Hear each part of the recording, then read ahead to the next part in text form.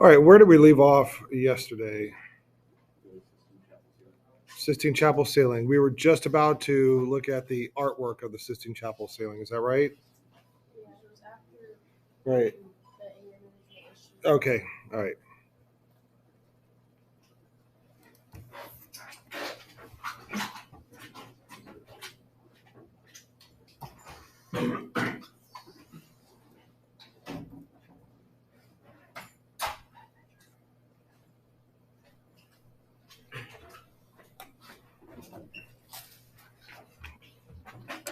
Okay, let's take a look at.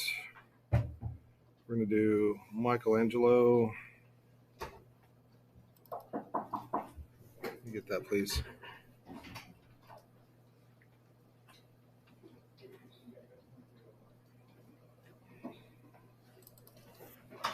Yep.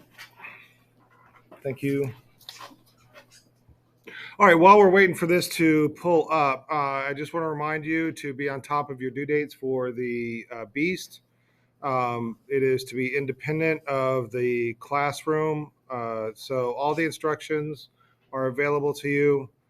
And so please be on top of it.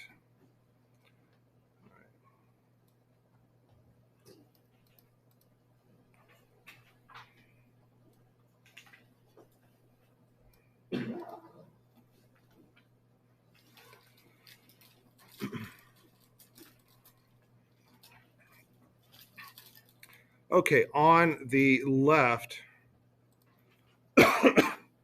is a photograph of the Sistine Chapel ceiling after it was painted.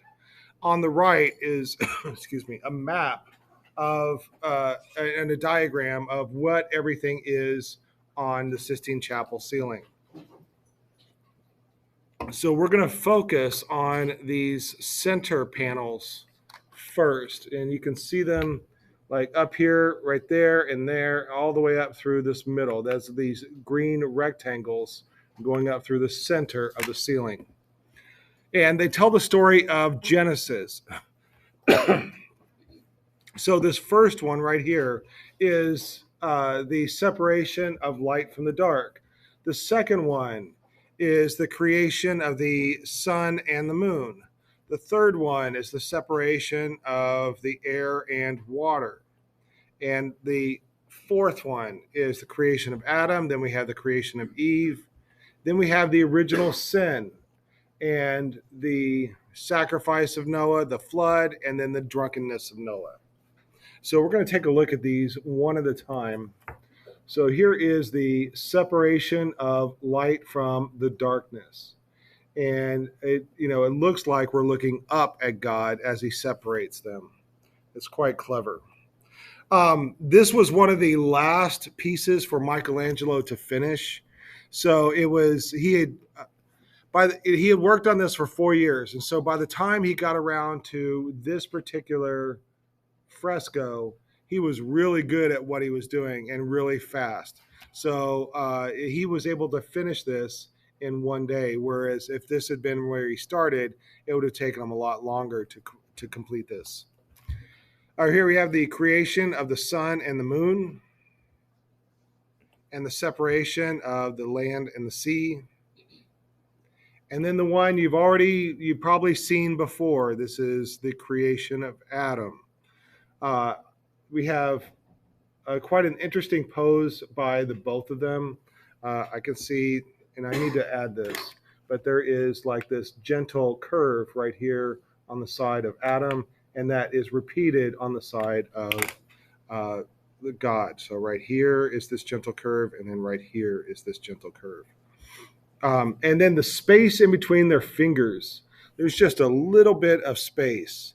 And God is either about to give life to Adam, or he just gave life to Adam. So, Adam is either waking up or he is just waking up. Under the arm of God is this female figure. And I was reading one article that said where an art historian was uh, uh, guessing that this is Eve. So it's a precursor to the next phase or the next creature that God creates would be Eve. The shape of God and his entourage is exactly the same shape as the human brain. And this is also a time of new science in the world. So they are dissecting people's brains. And so here we have the shape of the human brain cut in half. And then you've probably seen all kinds of great and wonderful memes on the internet. You know, we got the pointing fingers and the creation of dog. I love all these. And that one's my favorite. I would love to ride on that elevator. Thank you, sir. All right, and then in the next panel, we have the creation of Eve, and you can see Eve is coming out of the rib of Adam. And I'm sorry, the same art historian has noticed that Eve is in the exact center of the Sistine Chapel ceiling. And this person was saying that Eve is the central figure in the ceiling, not Adam. So, and they were just pointing out something that was interesting to them. Here we have the original sin. This is the story where the snake offers the forbidden fruit or tempts the Eve to eat of the forbidden fruit. It's mentioned as forbidden fruit in the Bible, but it's often portrayed as an apple. But nowhere in the Bible did it say it's an actual apple. So, anyways, they get expelled from the Garden of Eden. Here we have the sacrifice of Noah. I'm not sure I know that story. And then we have the flood, where it rained 40 days and 40 nights. And then the drunkenness of Noah. I think his sons had found him naked and drunk, and then they covered him up.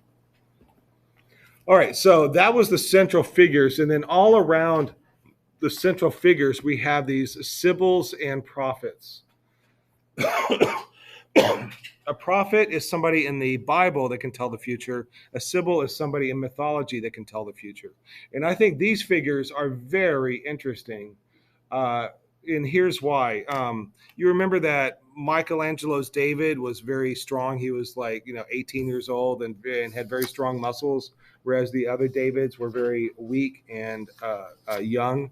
Well, that is typical of Michelangelo to make everything strong. All his figures are very strong.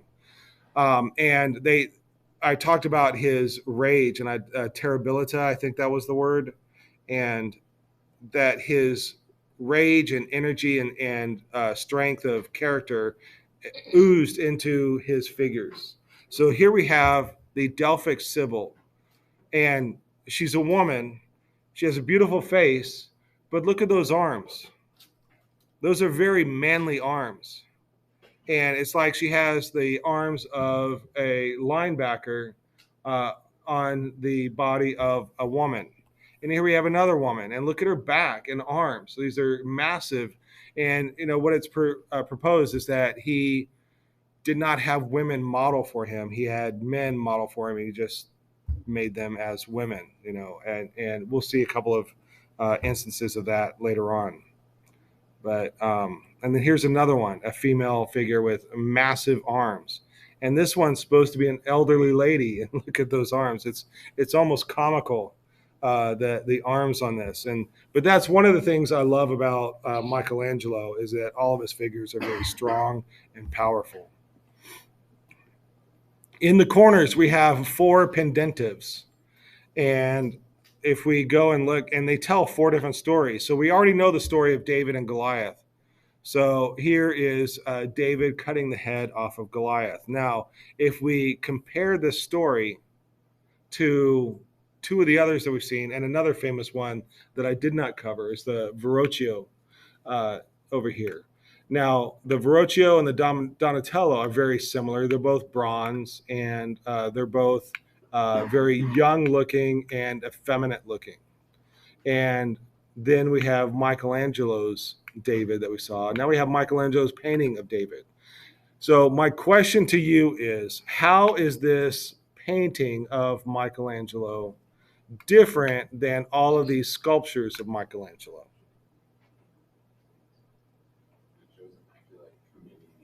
Exactly, right? He's in the middle of the action. These two on the left, the Verrocchio and Donatello, are after the action. Michelangelo's sculpture is before the action, and then here we have Michelangelo's painting that shows it in the middle of the action. And this is very rare for the Renaissance. This is we're going to get into Baroque art after the Renaissance, and this is very typical of the Baroque. The Baroque likes to have these have to show the action. The Baroque doesn't like these boring ones. In fact, I'm going to go to I want you to know these terms: stoic and dynamic. The word stoic basically means very still and boring.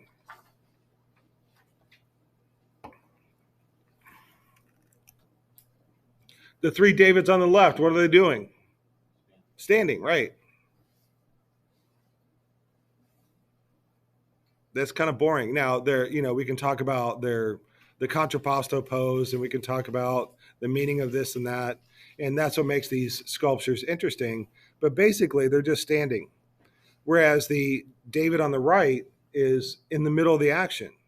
And that's what dynamic means. It means full of action.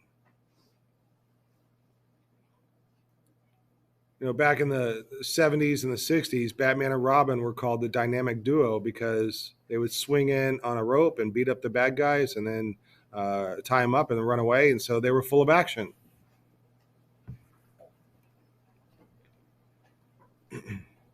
All right, so there. Like I said, there's four pendentives, and we already know the story of David, but the other three have stories as well. So the second pendentive is the story of the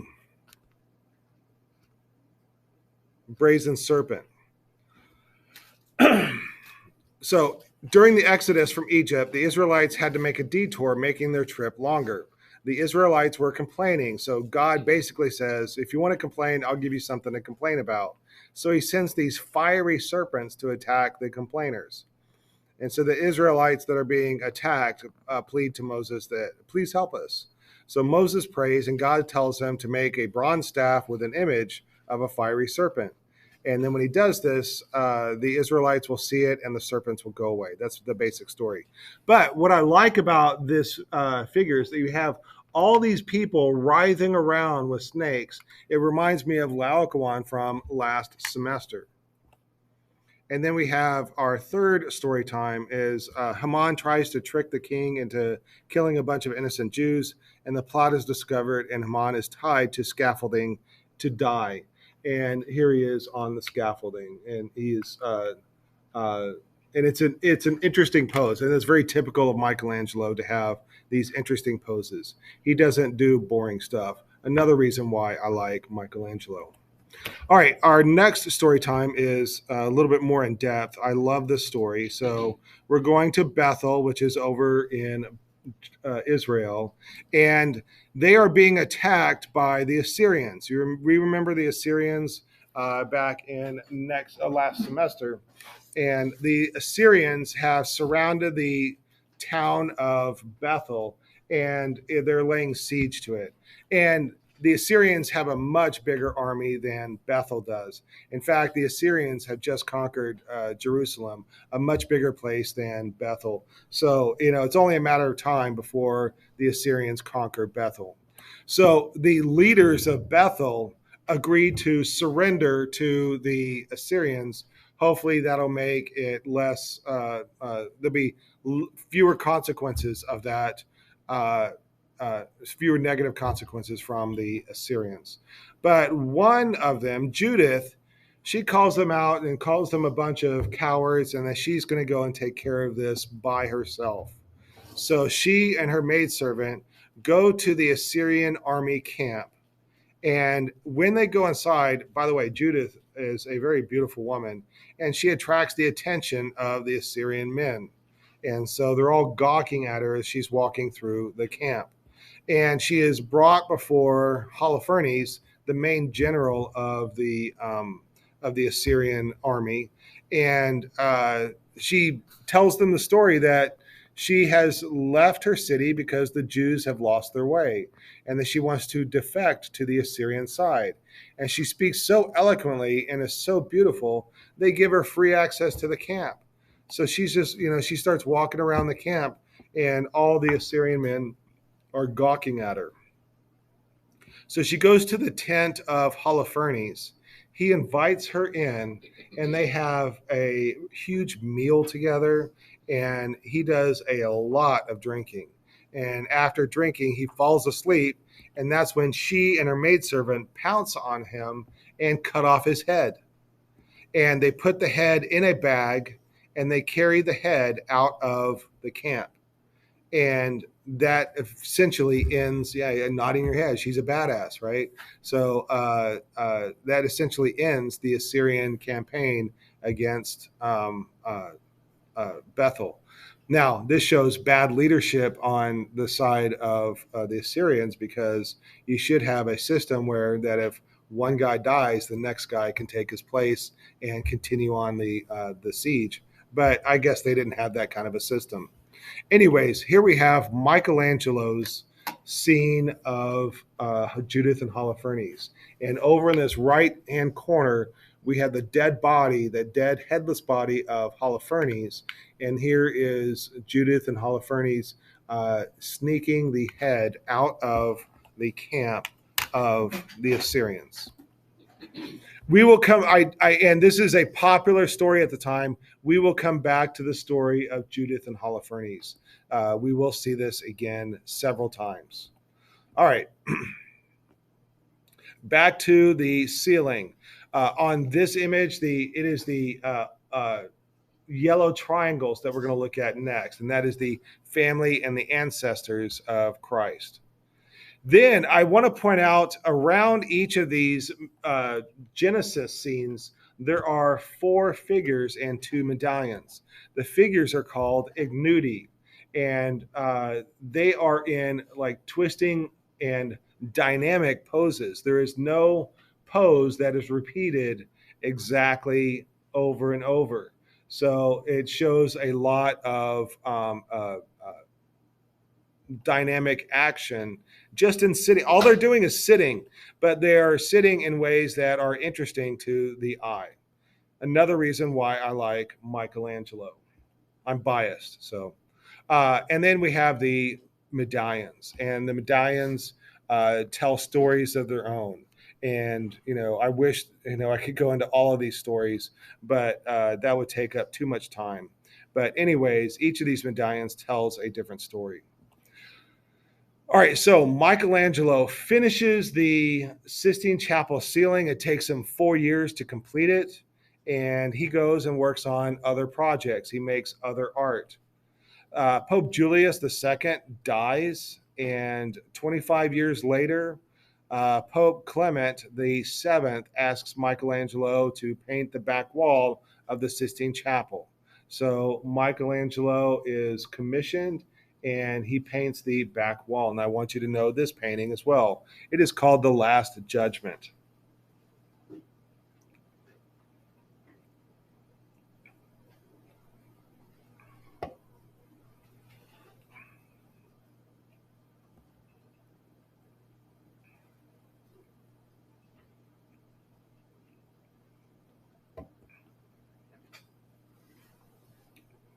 So in this painting, there's a lot going on. So let me explain it to you and kind of break it down.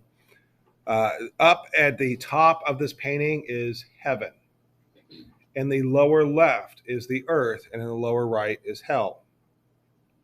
This figure group in the center are a bunch of angels that are blowing trumpets. We'll see a close up of that later. But basically, they are waking up the dead with their trumpets. And so when Christ comes back, all the dead are coming out of their graves, and they're either going to go to heaven. So these are the blessed souls, and angels are coming down and picking people up and dragging them up to heaven. or they're going to be damned and they're going to go to hell. And here we have demons that are dragging people down into hell. And so that is basically the organization of this painting. In the center, we have Jesus, who raises his right hand and is judging everybody. You remember the Pantocrator from last semester, or the sourpuss face of Jesus. In fact, he's looking to his left. He is judging the people that are damned. And to his right is Mary, and they are sitting on the throne of heaven. And everybody in here has been identified, but some of the more poignant ones. There's Saint John the Baptist on the left. There's Saint Lawrence down below. Saint Bartholomew, Saint Peter. Saint Peter, his attribute, he has the keys to the kingdom. So he has a key. He's holding a key right there. So that's going on with him. Here are the angels, and they're blowing the trumpets, waking the dead out of their graves. And here are the dead coming out of their graves, and sarcophagi.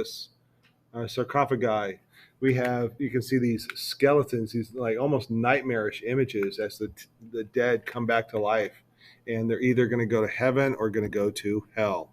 And you can see the angels pulling the people up into heaven.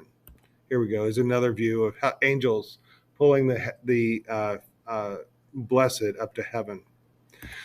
Over on the right side, we have angels beating people down into hell. You know, the people are trying to get into heaven and they don't have permission to be in heaven. So they're being beaten back by these angels.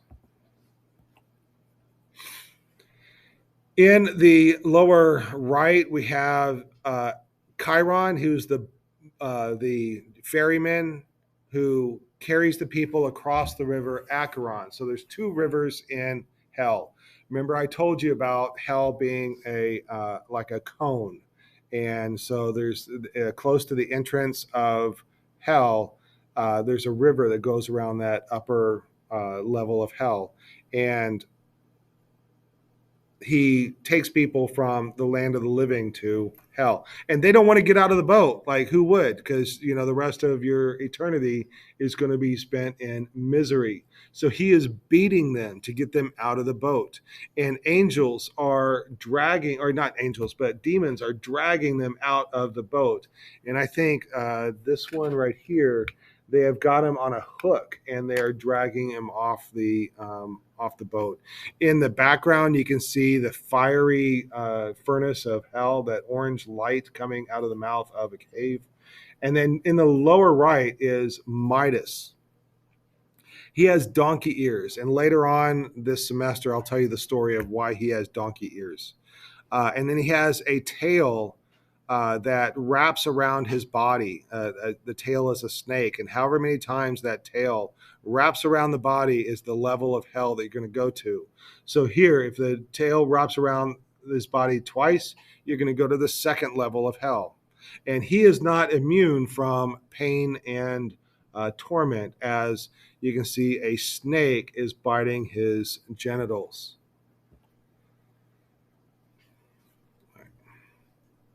Here we have the demons that have the hook on the person, and they're dragging them off the boat. And then this guy right here, he has just learned that he's been damned, and the look on his face looks like all of you guys when you realize that you have a test today and you haven't studied. All right, and then we have Saint Bartholomew, who is holding an empty skin, and that empty skin is the skin of Michelangelo. Michelangelo showed himself as going to hell. The reason why, or I don't know all the reasons why he thought that, but here's what I think. In the Renaissance, the Catholic Church had a pretty strong hold, especially in Italy, and the Catholic Church at that time, everybody just assumes that they're going to hell because it's a bunch of fire and brimstone style of preaching that to scare everybody into being good members of the church and paying the church their money. They tell everybody that they're going to hell. So Everybody believes that they are going to hell. Anyways, that ends with Michelangelo.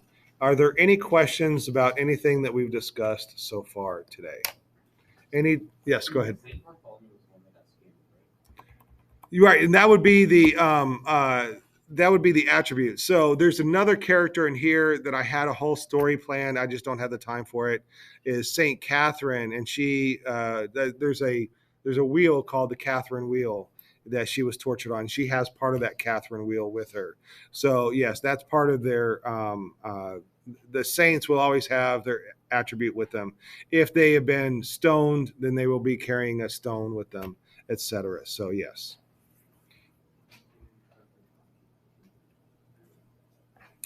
All right, let's take a look at Titian.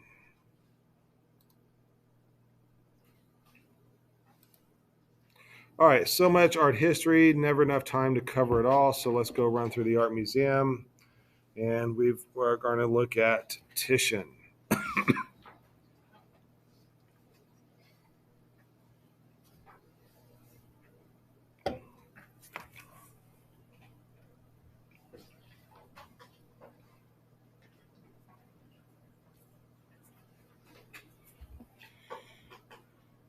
All right, moving on. I got a story time for you. Do you remember the Minotaur and the Labyrinth? The Minotaur is inside the labyrinth because he is an embarrassment to King Minos, right? The Minotaur, yeah. So there's some sort of a deal, and I don't know why this deal is there, but Athens has to send seven young men and seven young women to Crete to go into the labyrinth and as a sacrifice to the Minotaur. Athens becomes weary of this deal, so especially Theseus. Theseus is a prince, and he doesn't have to go, but he wants to end this. So he takes the place of one of the sacrifices. Theseus is a hero. And here we have so Theseus has just arrived. He's pretending to be one of the slaves, and Ariadne, the princess of Crete, just falls in love with him. She takes pity on him and doesn't want to see him be sacrificed. So she visits him in his jail cell, and she gives him a sword and a ball of string. And the sword is to fight and kill the Minotaur. The ball of string is to find his way back out. So as he walks into the labyrinth, he unrolls the ball of string, and then he can just follow the string to find his way out. So he kills the Minotaur. He finds his way out, and when he exits the labyrinth, she is there waiting for him, and they are truly in love with each other. He loves her, she loves him, but she has betrayed her father, and so she has to get out of there because he will punish her probably by killing her. So they both board a boat and they sail away. Now, Dionysus is the god of wine. He's also called Bacchus. Dionysus is the Greek name, Bacchus is the Roman name. And Dionysus visits Theseus during the night on the boat. And Dionysus tells Theseus, "Look, I've seen your girlfriend. I know you have feelings for her, but I want her. All right, so you're going to have to give her to me." And when a god tells you that, then you can't really go against the god because they're either going to kill you or make your life absolutely horrible. So Theseus has to concede, even though he loves Ariadne. So the plan is that Theseus and Ariadne are going to go and visit an island, and it's unknowing to Ariadne, it's the island where Dionysus lives, and Theseus is going to abandon her on the island, and then Dionysus will rescue her. That's the plan. And so this is our next painting, the meeting of Bacchus and Ariadne. This photograph gives you a sense of how large this painting is.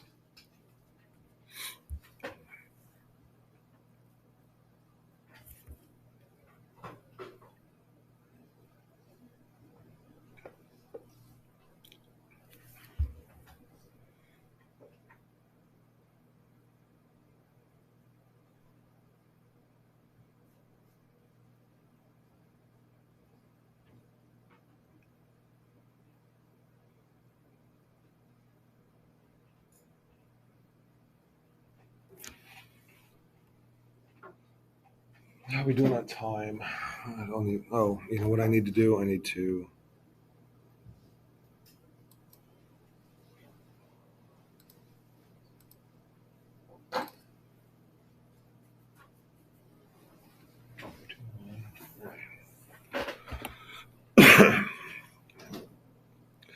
Okay, so Theseus has just left Ariadne. She is on the shore and she is heartbroken.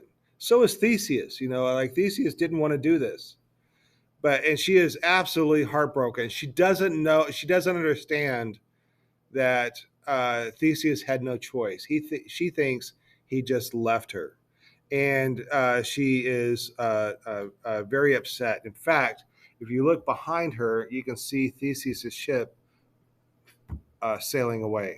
Right. Now, it is at this moment that she hears a commotion behind her and turns around, and there is the entourage of Bacchus, or Dionysus, the god of wine. And I've talked about him before, but he often has an entourage around him because he's the god of wine. There's lots of wine around him, and so everybody hangs around him because he gets them drunk. So basically, we have a bunch of drunk revelers with him. And are drunks quiet or loud? Yeah, they are quite loud.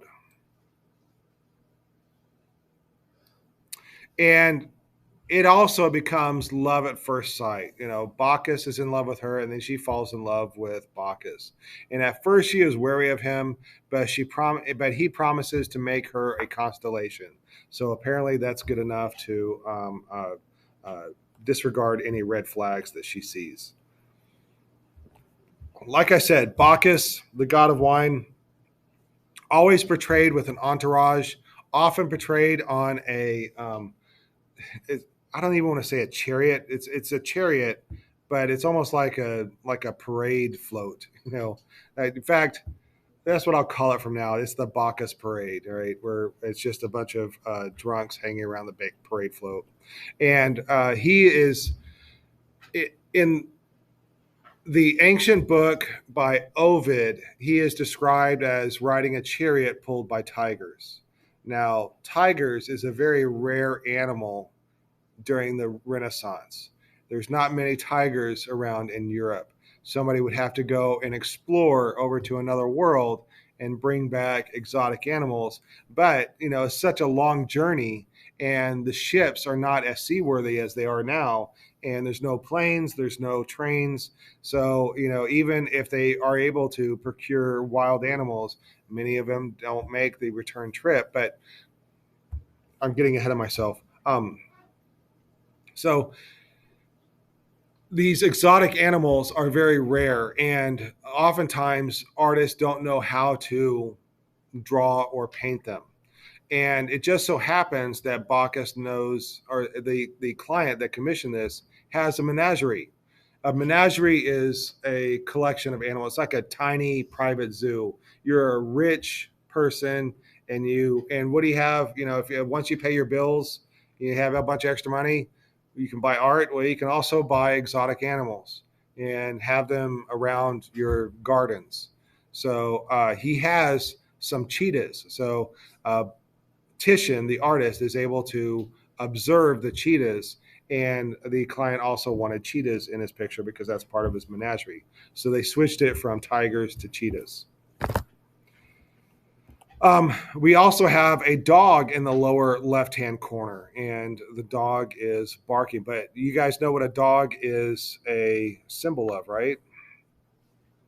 It's a symbol of fidelity and faithfulness. So it's often, you know, in paintings of lovers, you'll have a dog in there. Um, Also, this is a late addition, so it's possible that the client wanted a dog added. And that's the frustrating thing about working on a commission, that you know you agree on one thing and then the client changes their mind. They want something different, or they want additions, they want things taken out.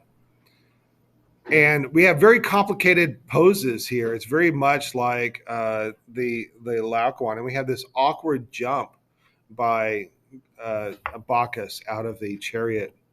And then we have this guy who is being surrounded by snakes, or has these snakes slithering all over him. And the sculpture of Laocoon had just been discovered recently when this painting was made. So it's most likely a reference to that as well. We have 10 minutes left. All right, I think we can finish Titian. All right, we got Sleeping Venus. Now, I want you guys to remember this painting. It won't be on this exact painting won't be on the test, but I just want you. This is a very important painting. This was painted by Giorgione, but he died before he could finish it. So it was finished by Titian, and so Titian painted the background of this painting. And listen carefully as before taking this class, I might imagine that, what you thought of, famous paintings and art, maybe you would have thought of like it's a naked lady, a reclining naked lady. That's a common trope in art history. This is the first one, right? This is the first time somebody painted a naked lady reclining, and it's a bit absurd. Here she is. What is she? They bring her mattress out on the field and the blankets, and it's just outside sleeping naked. It's really absurd, this painting, but in the scope of all like nude female reclining, it is like very common to have something like this. Anyways, it is also in the tradition of the nude female in art. It started with the Greeks, but this is the first time we have the reclining version of it. And she is in the Venus Pudica pose, that she is covering up her genitalia. Then we come to Venus of Urbino. So I showed you the previous painting in order to prepare you for this one.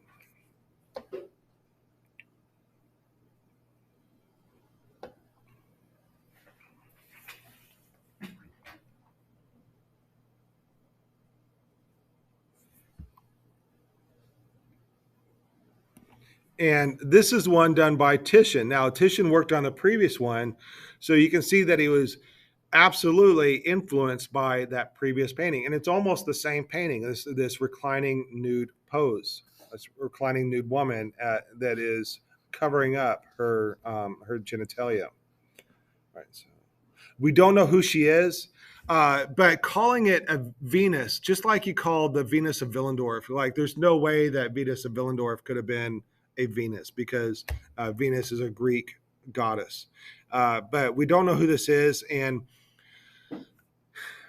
it is okay for pagan imagery to be nude because it's pagan.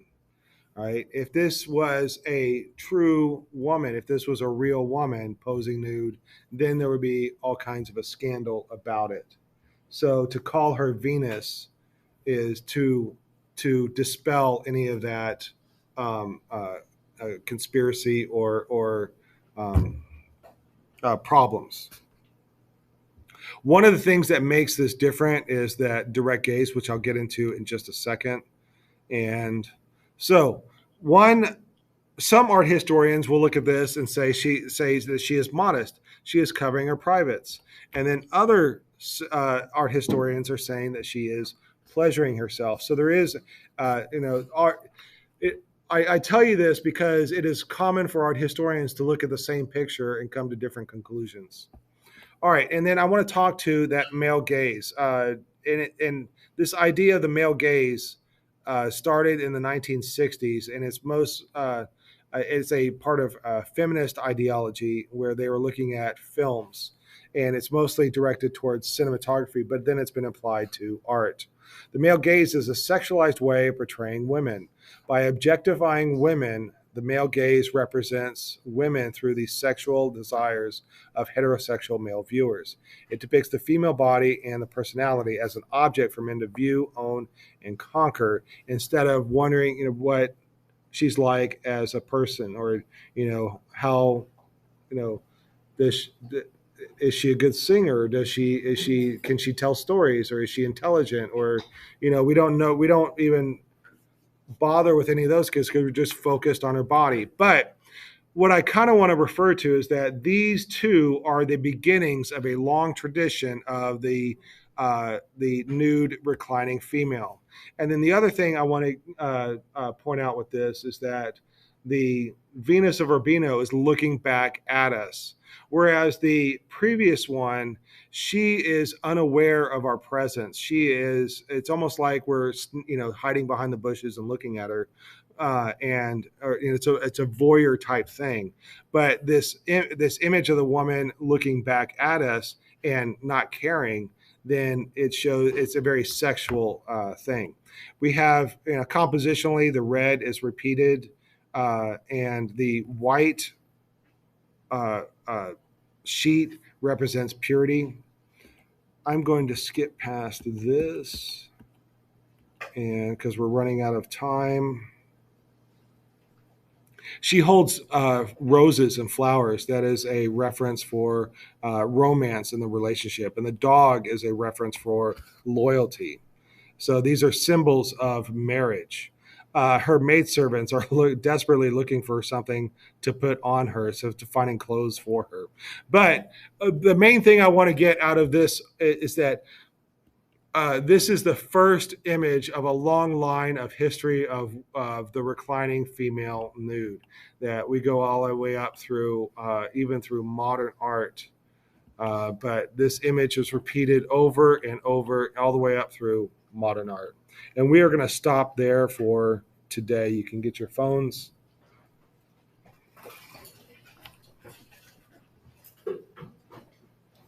That was a race through the Venus of Urbino.